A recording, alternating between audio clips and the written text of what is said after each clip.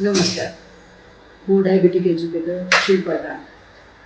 ગુજરાતમાં જો ગણપતિજી આવતા હોય અને ગુજરાતના ઘરોમાં ચૂરમાના લાડુ ના બને તો ગણપતિ દાદા ના પધારે.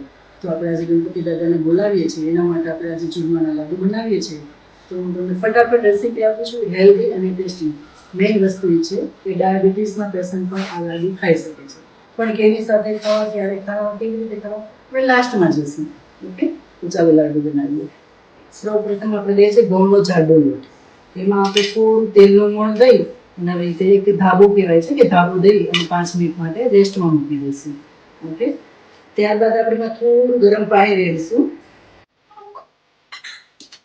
અને હાથેથી મેશ કરશું અને મુઠિયા જેવો શેપ આપશું.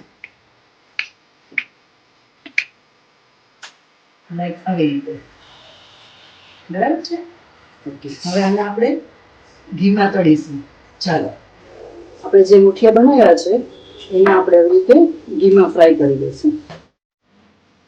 થોડા ડાર્ક ગુલાબી રંગના થાય એટલે કાઢી લેશું. જે આપણે મુઠિયા તળ્યા હતા ઘીમાં એને આવી રીતે થોડો ચૂરો કરી અને મિક્સરમાં આપણે પીસી લઈશું.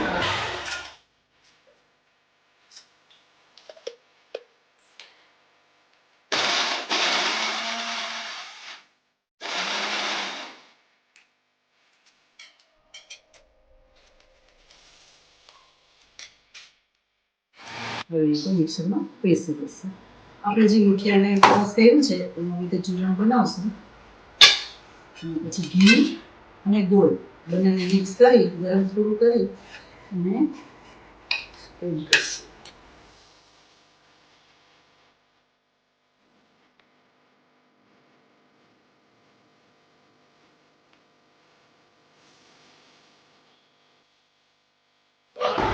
ગોળ અને ઘીનું મિશ્રણ મિક્સ કરી અને એક લાડુનો શેપ આપો.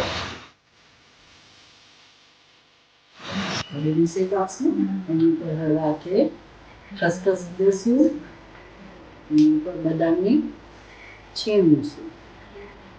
આપણો લાડુ છે, ચૂરમાનો લાડુ તૈયાર છે. ગણપતિ બાપા ગુજરાતમાં આવે છે એના માટે મોદક લાડુ તૈયાર છે. ચૂરમાના લાડુ ડાયાબિટીસ પેશન્ટ ખાઈ શકે છે, પણ ડાયાબિટીસ પેશન્ટ આની સાથે રોટલી, શાક અને ભાત 3 વસ્તુ નહીં ખાઈ શકે. આની સાથે પ્રોટીન દાળ પણ ચાલશે અને વિથ સલાડ પણ ચાલશે. તો તૈયાર છે.